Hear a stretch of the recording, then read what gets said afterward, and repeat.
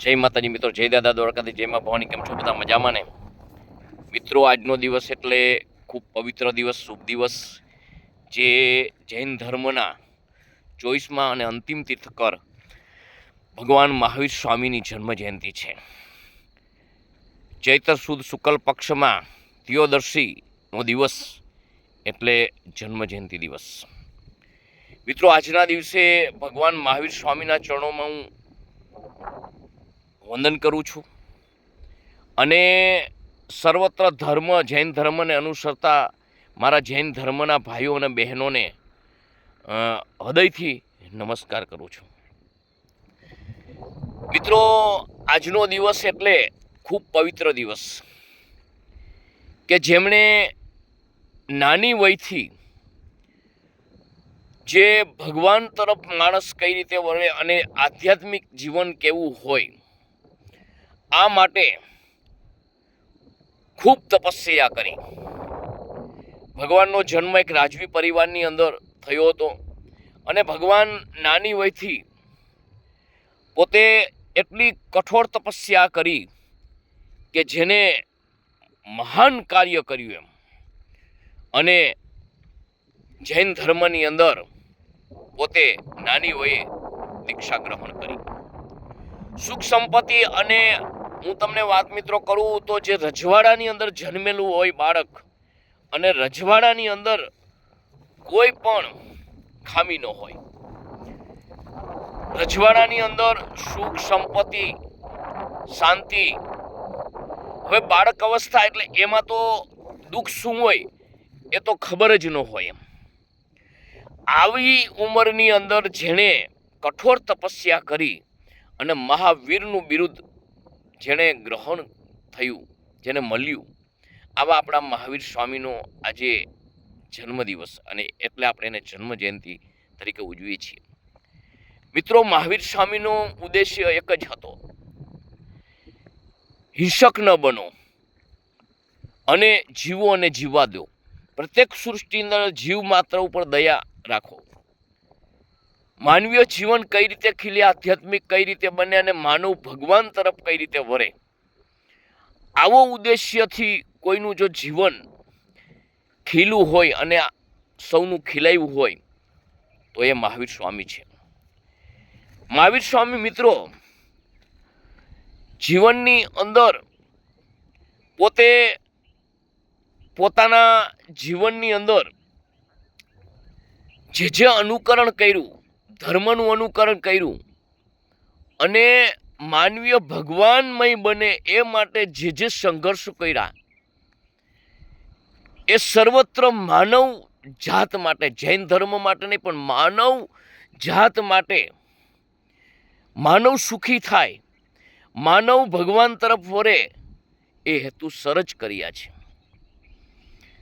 આ ધર્મને અનુસરતા જે ભાઈઓ અને બહેનો છે એ આપણે જોઈએ છીએ કે આપણે આપણા જીવનમાં વિચારીએ ને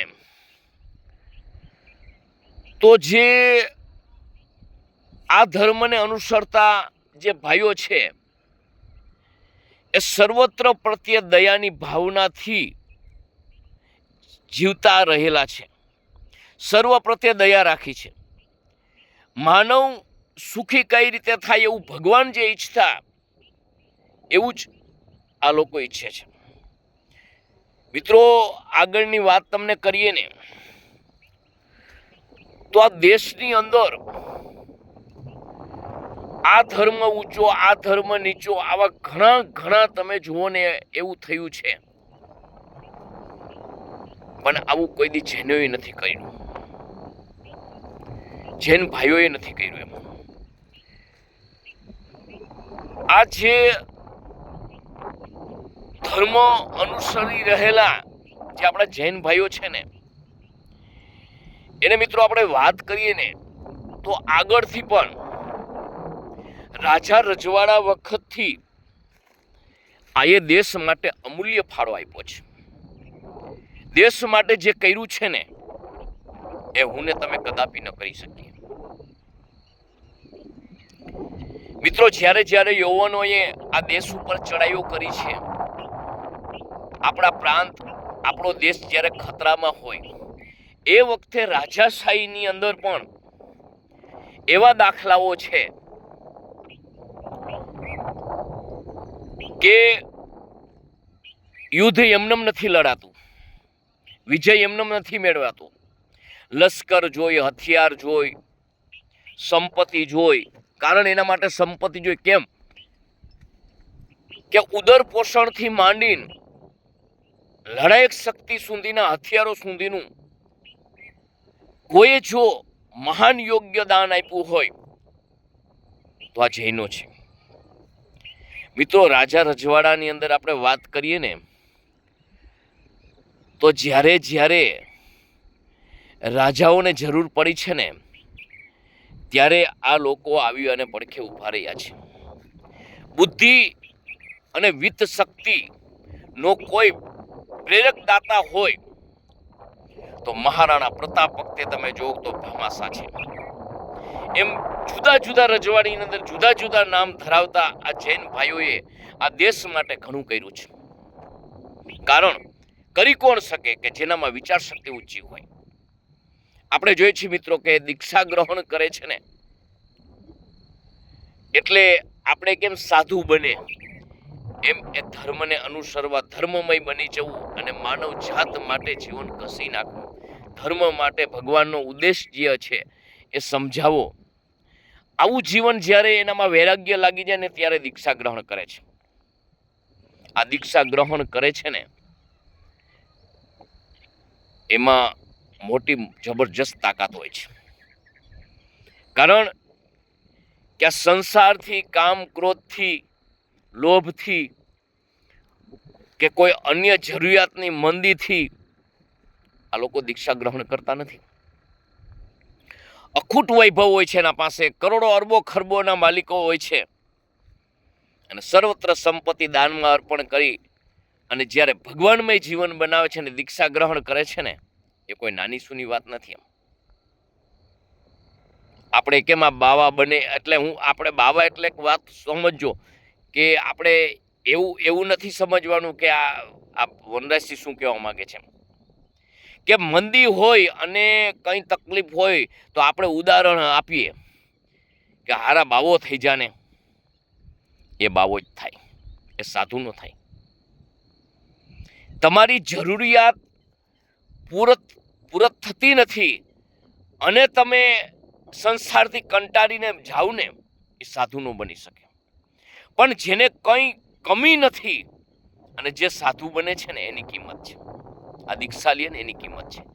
કારણ કે એને કોઈ જાતનો મોહ નથી અને સર્વત્ર મોહ નષ્ટ થાય ને અર્જુન કુરુક્ષેત્રના મેદાનના અંદર ભગવાન એને વિશ્વરૂપ દર્શન કરાવે છે અને જ્યારે નાસીપાસ થઈ જાય ને વિશ્વરૂપ દર્શન કરાવી અને જ્યારે એનો મોહ નષ્ટ થાય છે તે કરીશ્ય વચનમ તવ કેશવ કરીશ્ય વચનમ તવ આમ કરીને અર્જુન જ્યારે ઊભો થાય છે અને આપણે જોઈ છીએ કે વિજયમાં પરિણામ આવે છે.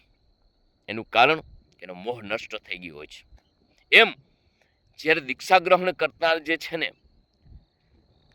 સાધક કે સાધ્વી ગમે તે હોય એમ એ પરિપૂર્ણ હોય છે. એ ભગવાનને એને કંઈ છેટું હોતું નથી. એટલે આ જે જૈન ધર્મ જે છે ને મિત્રો એની જે રીત છે ને એ ભગવાનની સમજાવવાની અને સૌ પ્રત્યે સંભાવ દયા દ્રષ્ટિની એવો ધર્મ મેં ખોટું ન લાગે આજી લગી ક્યાંય જોયું નથી.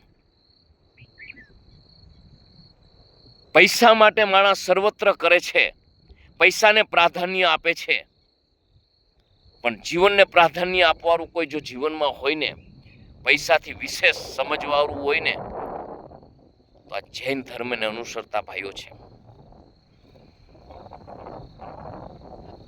સંપત્તિ કરતા સંતતિ સારી થાવી એવું ઈચ્છતું હોય ને તો આ જૈન ભાઈઓ છે.